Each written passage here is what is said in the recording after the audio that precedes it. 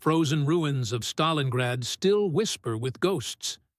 Soldiers who fought there said the city was hell itself, a place where every building became a fortress, every street a battlefield, and every moment a fight for survival.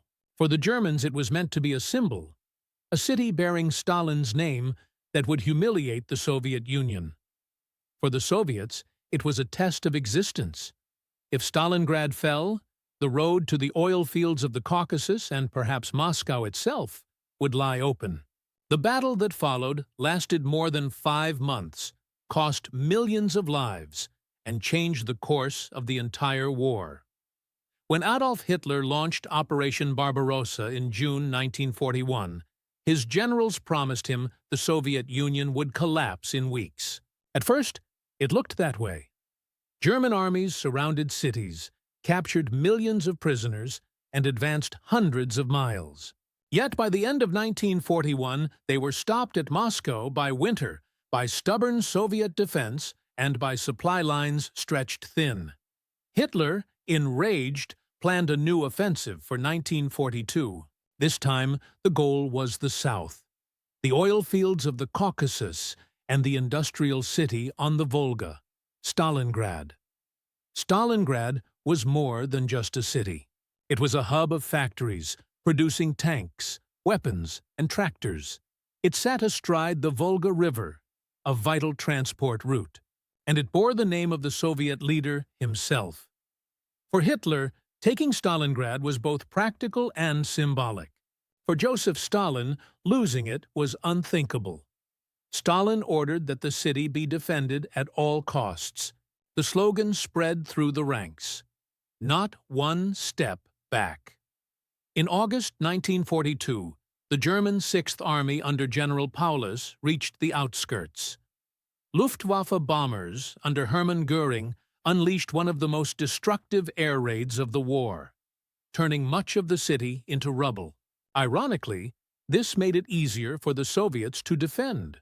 Ruins provided cover for ambushes and snipers.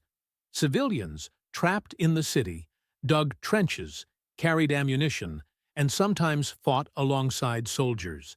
As the German infantry advanced, they carried Mauser Kar 98K rifles, MG-34, and MG-42 machine guns, supported by artillery and the dreaded 88mm guns. The Soviets met them with PPSH-41 submachine guns, Mosin-Nagant sniper rifles, and T-34 tanks rolling straight out of factories that were still operating despite shells falling on their roofs.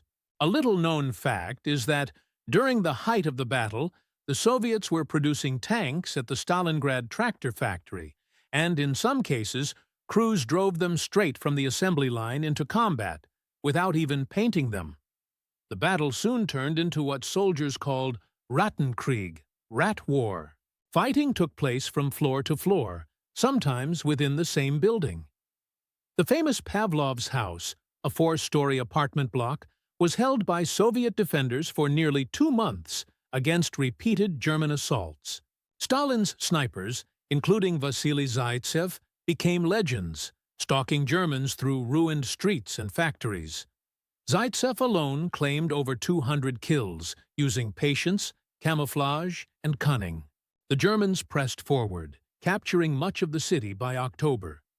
They controlled most of the west bank of the Volga, and Soviet forces were clinging to narrow strips of land along the river. Yet, they would not give in. Supplies and reinforcements crossed the river under fire, ferried by barges and small boats. Molotov-Vyacheslav, the Soviet foreign minister, told the Allies that the Red Army was holding, and he was right. Even as losses mounted, Stalin refused to evacuate the city. He ordered that anyone retreating without orders would be shot. Harsh discipline kept the defense from collapsing. What the Germans did not realize was that the Soviets were preparing something bigger. In November 1942, General Zhukov launched Operation Uranus, a massive counterattack. Instead of striking the city directly, Soviet armies attacked the weaker Romanian and Hungarian forces, guarding the German flanks. Within days, they had broken through. The trap closed around Paulus's Sixth Army.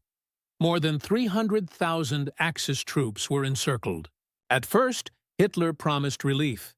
Hermann Göring boasted that the Luftwaffe could supply the Sixth Army by air, but this was a fantasy. German planes delivered less than 10% of what was needed. Fuel, ammunition, and food ran out. Temperatures plunged below freezing. Soldiers burned furniture for warmth and ate horses, dogs, and even wallpaper paste. Disease spread rapidly. Yet Hitler forbade Paulus to attempt a breakout. He ordered the Sixth Army to fight to the last man, calling retreat dishonor. By January 1943, Soviet troops were closing in. Entire German divisions were wiped out. Starving, frost-bitten soldiers surrendered in the thousands. On January 31st, Paulus gave up his southern pocket, and on February 2nd, the last remnants capitulated. Nearly 100,000 Germans went into captivity, though only about 6,000 would survive to return home years later. The scale of the disaster shocked the world. Hitler had lost his best army. Goebbels tried to spin it as heroic sacrifice, but Germans knew better. Churchill Winston hailed the victory as a turning point. Eisenhower Dwight, still planning for future operations in Western Europe, recognized that the Soviets had broken the myth of Nazi invincibility. There are many lesser-known stories from Stalingrad that make the battle even more haunting. Some Soviet soldiers carried only one rifle for every 2 men. Those without weapons were told to pick them up from the fallen. In some sectors, the life expectancy of a new recruit was less than 24 hours. German officers described the shock of facing women fighters, snipers, medics, and machine gunners who defended their homes with as much ferocity as men. Soviet engineers built makeshift airstrips on the frozen Volga to fly in supplies and evacuate wounded, though many planes never returned. The psychological strain was immense. German soldiers began calling Stalingrad the cauldron. Letters home begged for rescue, but most never made it through. Paulus himself became the first German field marshal ever to surrender, defying Hitler's belief that a commander should kill himself rather than give up. Stalin used the victory to rally his nation, declaring that the Red Army could and would drive the Germans back all the way to Berlin.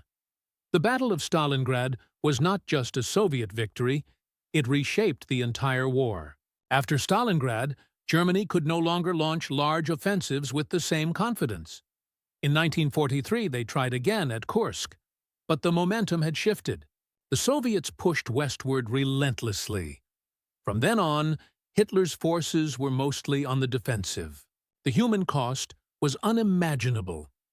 Estimates vary, but around 2 million people, soldiers and civilians, died in the battle. Entire neighborhoods vanished.